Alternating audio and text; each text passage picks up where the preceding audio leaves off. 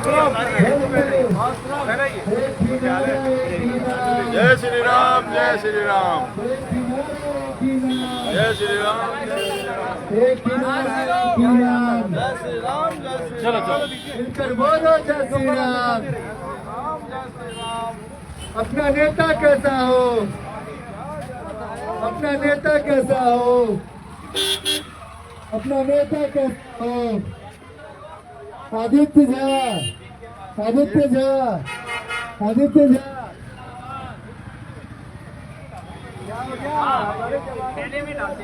वही कर रहा हूँ।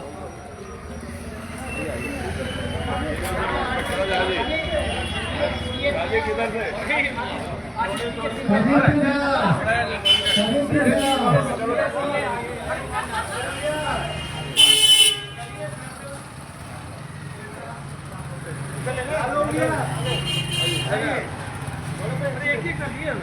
भारतीय जनता पार्टी जिंदाबाद, भारतीय जनता पार्टी जिंदाबाद, आदेश जाओ जिंदाबाद, आदेश जाओ जिंदाबाद, नरेंद्र मोदी जिंदाबाद, नरेंद्र मोदी जिंदाबाद। भैया ये अभियान आदित्य की तरफ से प्रमोशन के खिलाफ है जो केजरीवाल।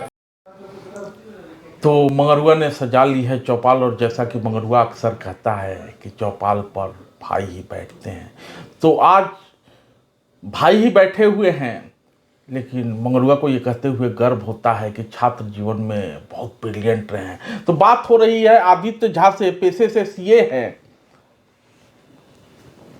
आजकल बहुत सक्रिय हैं आप बुराड़ी में,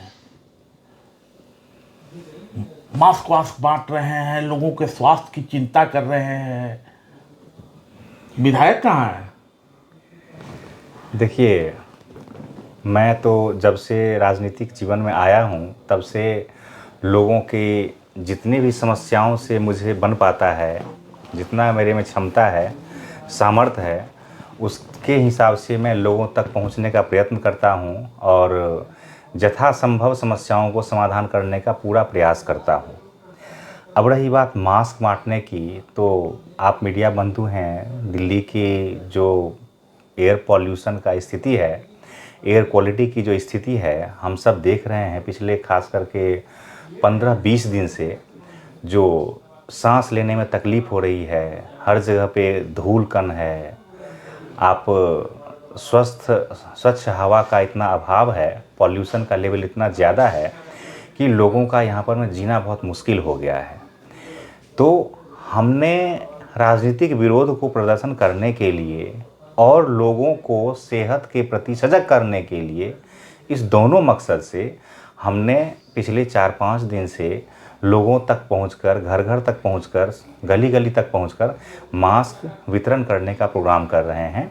और इसके माध्यम से हम लोगों को ये जागृत कर रहे हैं, प्रेरित कर रहे हैं कि आप अपने स्वास्थ्य को लेकर के सजग रहें, स्वस्थ रहें और अपने जो भी प्रिकॉशन है मास्क लगाएं।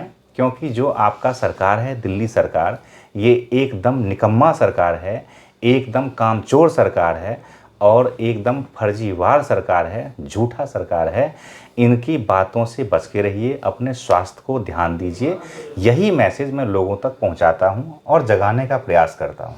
आदित्य जी, मैसेज ठीक है, पॉल्यूशन तो कुछ दिन से हुआ है, लेकिन बुराड़ी के लोग जो पॉल्यूशन झेल रहे हैं, अपना हाथ पांव तुड़वा रहे हैं, सड़क पर चलते हैं तो कब गड्ढा आ जाएगा, कहाँ कीचड़ आ जाएगा, कहाँ से धूल शरीर में जाने लगेगा, कहाँ कहाँ मास्क बांटिएगा, कहाँ कहाँ लोगों को बचाइएगा।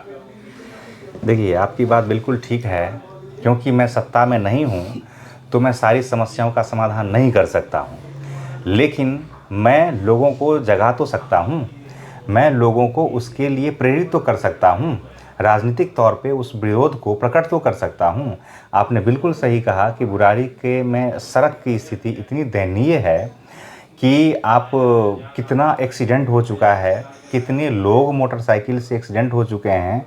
अभी परसों तरसों मैं जा रहा था और उसके उल्टे साइड से एक मोटरसाइकिल वाले भाई साहब जा रहे थे, और ये 100 फुटा की बात बता रहे हैं, जहाँ पे पिछले 2-2.5 साल से हमारे माननीय संजीव झा जी, विधायक जी, इस 100 फुटा रोड को बनवा रहे हैं पिछले 2.5 साल से, और गड्ढा किया हुआ था। और उस गड्ढे में अचानक से वो बाइक वाले का एक्सीडेंट हो गया और ये घुटना, ये हाथ जो है ये टूट गया। और ऐसा तो ये मैं अपने आँखों के देखा हुआ हाल बता रहा हूँ। ऐसी घटनाएं बुराड़ी में आम घटनाएं हैं। कई लोग हॉस्पिटल पहुँचने के अभाव में मर गए और कई लोगों का एक्सीडेंट हो गया, कई लोग का हाथ पांव टूट गया। और सांस की बीमारी तो पता नहीं कितने लोगों को हो गई। सांस की बीमारी, पानी का प्रॉब्लम, शिक्षा का प्रॉब्लम तो बुराड़ी ही नहीं पूरे दिल्ली में इतनी, मतलब समझिए कि बुराड़ी एक तरह से समस्याओं का खजाना हो चुका है। तो बुराड़ी पस्त है, विधायक संजीव झा मस्त है, 4.5 साल तक सोए हुए थे, लेकिन अब तो दिखाई दे रहे हैं जहाँ तहाँ फीता वोता काट रहे हैं, लोगों को बता रहे हैं कि ये सड़क बन गई, इस साइड वाली बन गई, उस साइड वाली बची हुई है, वो भी बन जाएगी। तो खुदेगा तो लोगों का हाथ पांव तो टूटेगा ना, लेकिन बनेगा तो लोगों को आराम भी होगा। देखिए, दो बातें हैं। एक तो ये कि अब पछताए हो तो क्या जब चिड़िया चुग गई खेत, पहली बात। और दूसरी बात कि हाथी को दिखाने के कुछ और दांत होते हैं, खाने के कुछ और दांत होते हैं। तात्पर्य ये है कि जब पिछले 4.5 साल तो छोड़िए, मैं पिछले पूरे 11 साल का आकलन करता हूँ और मैं लोगों को भी कहता हूँ कि आप यहाँ के प्रबुद्ध जनता हैं, समझदार हैं, आप इनके 11 साल के कार्यकाल का आकलन कीजिए और अरविंद केजरीवाल जी के स्टेटमेंट जो इन्होंने बयान दे करके जो जिस मुद्दे पे ये सत्ता में आए थे उस मुद्दे को आप देख लीजिए। अगर ये उस मुद्दे से 10% काम को भी डिलीवर कर दिए हों, मैं फिर से रिपीट कर रहा हूँ कि जितने मुद्दों को, चाहे केजरीवाल जी कहे हो कि मैं दिल्ली को लंदन बना दूंगा, मैं यहाँ पे कच्ची जो कॉलोनियाँ है वहाँ पे सड़क बना दूंगा, पानी फ्री में दे दूंगा, स्वच्छ पानी दे दूंगा, वाईफाई लगा दूंगा, शिक्षा का स्तर सुधार दूंगा, एक भी काम अगर वो कर दिए हों तो मुझे जो भी जनता आदेश देगी मैं मानूंगा। तो आदित्य झा इसको इन शब्दों में रखते हैं, लेकिन मगरुआ तो बड़े संक्षेप में रखता है, स्वराज, व्यवस्था परिवर्तन, और ये सारे लक्ष्य तभी प्राप्त हो सकते हैं जब राजनीति में प्रवेश होगा। राजनीति में प्रवेश भी हो गया। दिल्ली की जनता ने 70 सीट वाले विधानसभा में 67 सीट भी दे दिया, लेकिन आजकल फिर से चुनाव आने वाला है, पहली सूची आ गई है, 11 में से 6 भाजपाई, ये लोग भी स्वराज की लड़ाई लड़ रहे थे क्या, या दोषी सिर्फ किरारी वाले ही थे, ऋतुराज झा? आपको याद होगा जब केजरीवाल जी सत्ता में आए थे तो उन्होंने कहा था, बच्चे का कसम खा के कहा था कि मैं कांग्रेस में नहीं जाऊंगा और ना ही किसी पार्टी का जो नेता है या कार्यकर्ता है उसको अपने पार्टी में लाऊंगा। ये उनका स्टेटमेंट है, आज भी सोशल मीडिया पे पड़ा हुआ है। और देख लीजिए, ये कभी कांग्रेस के नेता को लेके आते हैं, कभी बीजेपी के नेता को लेके आते हैं। क्यों? क्योंकि इनके टॉप टू बॉटम जितने भी शीर्ष नेतृत्व से लेके नीचे तक के नेता हैं वो एक भी स्वच्छ छवि के नहीं हैं। सर से लेके पांव तक सब के सब दागदार हैं, भ्रष्टाचार में लिप्त हैं। और भ्रष्टाचार में लिप्त क्यों नहीं होंगे? जिनका शीर्ष नेतृत्व ही सर से लेके पांव तक भ्रष्टाचार में डूबा हुआ है, उनका सिपाही का क्या हाल होगा? तो इनका तो चाल और चरित्र ही भ्रष्टाचार करना है। रही बात सत्ता में आने की, तो सत्ता में आना इनका एक पैशन था, शौक था। उस शौक को पूरा करने के लिए इनके मन में जो जो बोलना था उन्होंने सब कुछ बोल दिया, लोक लुभावनी बातों को, और ये सत्ता में आ गए। अब वो दूध का दूध पानी का पानी हो रहा है।